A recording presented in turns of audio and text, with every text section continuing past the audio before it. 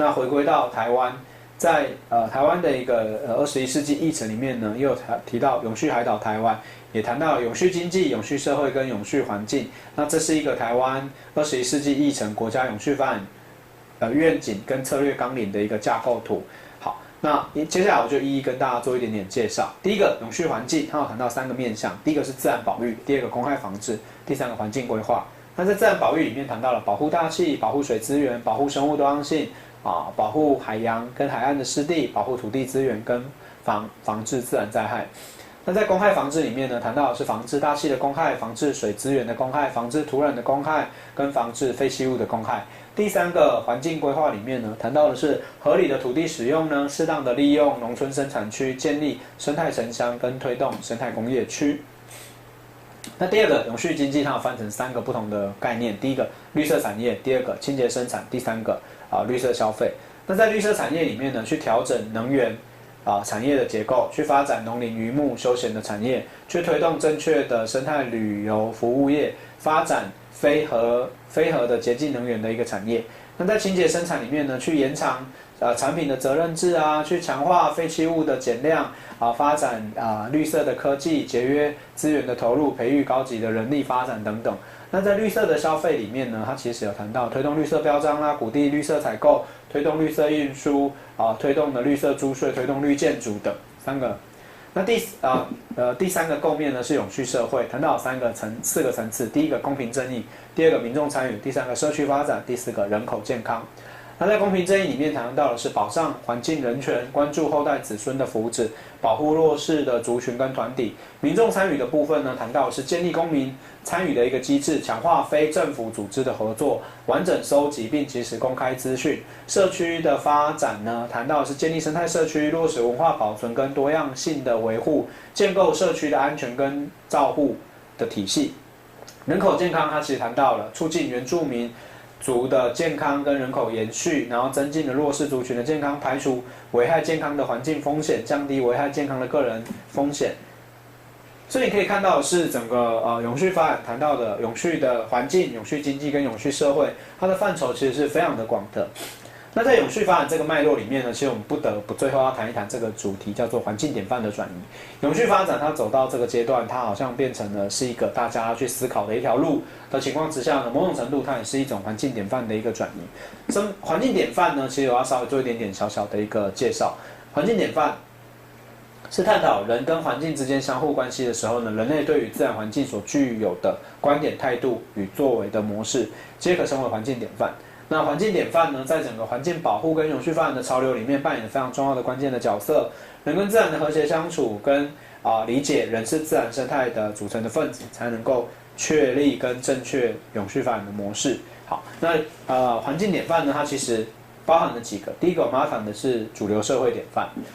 主流社会典范它里面其实提到了一个非常重要的概念，它是指从工业革命以来呢，经历了2次世界大战，跟环境保护意识觉醒之前呢，在科技与经济迅速发展的同时，一般大众所具有的世界观，由人类对于所面对的自然环境跟社会环境所持有的共同的价值信念跟知识所组成的一种态度。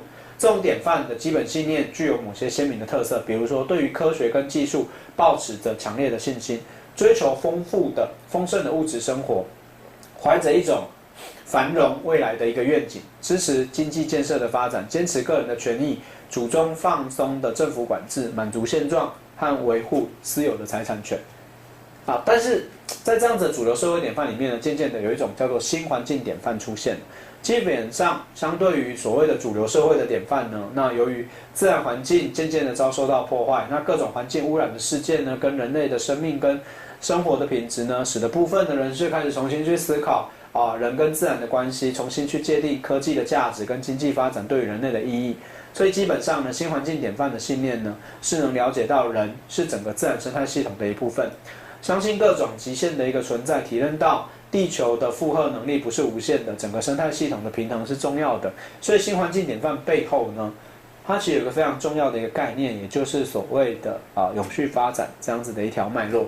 那所以永续发展呢，它需要环境典范的一个转移。3个部分。第一个，重新定位人跟环境、人跟自然的关系，去肯定自然本质的价值，理清人类中心、生命中心跟生态中心的环境价值观。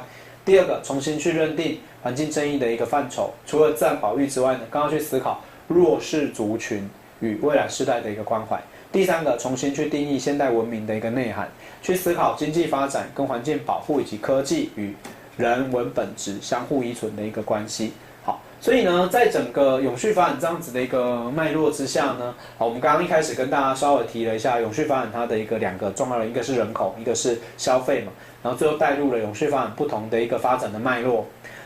为什么会有永续发展这个词？然后最后对于永续发展的定义，然后刚刚提到的整个永续发展所谈到的环境典范的转移这一件事情，它其实是代表着是永续发展它走到这个时间点，它一个非常非常关键的一个地方就是在于说，我们必须要去思考人类的生活模式以及人类是否需要进行一个新的环境典范。因为我们的生活模式在改变的同时，也就是重新在塑造新的环境典范。主流的环境也是在当代的整个发展之下所塑造出来的。那新环境典范，同样也是在这个时代，人类面对到这么多的环境的议题、环境的问题，衍生出来的永续发展这一条曲径。那永续发展这条曲径，它背后要有很强烈的支撑，就是所谓的环境典范的一个转移。好，那以上呢，大概是这一讲里面呢，非常重要的几个不同的一个概念，希望大家能够了解到整个永续发展的一个重要性。那大家可以去思考，到底人类的生活模式在整个转变的过程里面呢，永续发展它在背后所代表的一个意义跟重要性。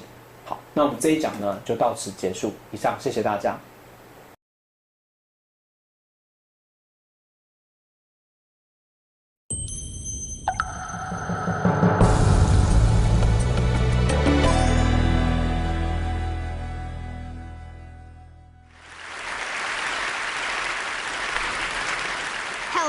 My name is Burke Bear, and I'm 11 years old. I came here today to talk about what's wrong with our food system. First of all, I would like to say that I'm really amazed at how easily kids are led to believe all the marketing and advertising on TV, at public schools, and pretty much everywhere else you look. It seems to me like corporations are always trying to get kids, like me, to get their parents to buy stuff that really isn't good for us or the planet. Little kids especially are attracted by colorful packaging and plastic toys. I must admit, I used to be one of them. I also used to think that all of our food came from these happy little farms where pigs rolled in mud and cows grazed on grass all day. What I discovered was this is not true. I began to look into this stuff on the internet, in books, and in documentary films, in my travels with my family.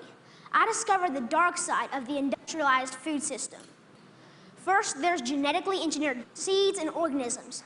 That is when a seed is manipulated in a laboratory to do something not intended by nature, like taking the DNA of a fish and putting it into the DNA of a tomato. Yuck. Don't get me wrong. I like fish and tomatoes, but this is just creepy. The seeds are then planted, then grown. The food they produce have been proven to cause cancer and other problems in lab animals.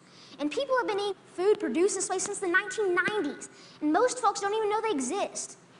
Did you know rats that genetically engineered corn had developed signs of liver and kidney toxicity? These include kidney inflammation and lesions and decreased kidney weight. Yet almost all the corn we eat has been altered genetically in some way. And let me tell you, corn isn't everything. And don't even get me started on the confined animal feeding operations called CAFOs. Conventional farmers use chemical fertilizers made from fossil fuels that they mix with the dirt to make plants grow. They do this because they've stripped the soil from all nutrients from growing the same crop over and over again. Next, more harmful chemicals are sprayed on fruits and vegetables, like pesticides and herbicides, to kill weeds and bugs. When it rains, these chemicals seep into the ground or run off into our waterways, poisoning our water too. Then they irradiate our food, trying to make it last longer, so it can travel thousands of miles from where it's grown to the supermarkets. So I ask myself, how can I change? How can I change these things? This is what I found out. I discovered that there's a movement for a better way. Now, a while back, I wanted to be an NFL football player. I decided that I'd rather be an organic farmer instead. That way,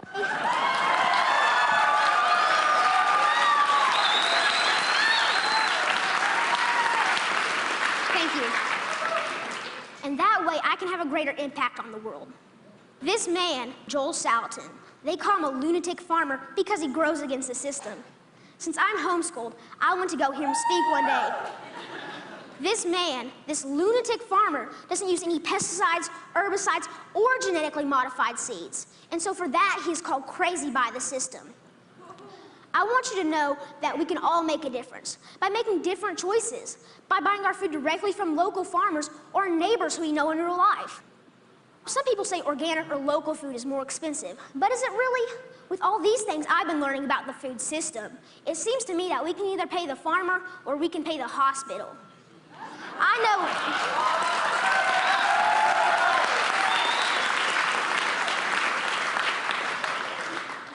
definitely which one I would choose. I want you to know that there are farmers out there, like Bill Keener and Sequatchie Coast Farms in Tennessee, whose cows do eat grass and whose pigs do roll in the mud, just like I thought.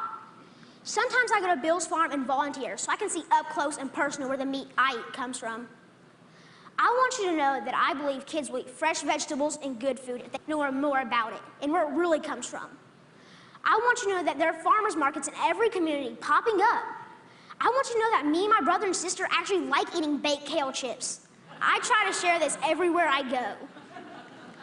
Not too long ago, my uncle said that he offered my 6-year-old cousin cereal. He asked if he wanted organic toasted O's or the sugar-coated flakes. You know, the one with the big striped cartoon character on the front. My little cousin told his dad that he would rather have the organic toasted O cereal because Burke said he shouldn't eat sparkly cereal. And that, my friends, is how we can make a difference, one kid at a time. So next time you're at the grocery store, think local. Choose organic, know your farm, and know your food. Thank you.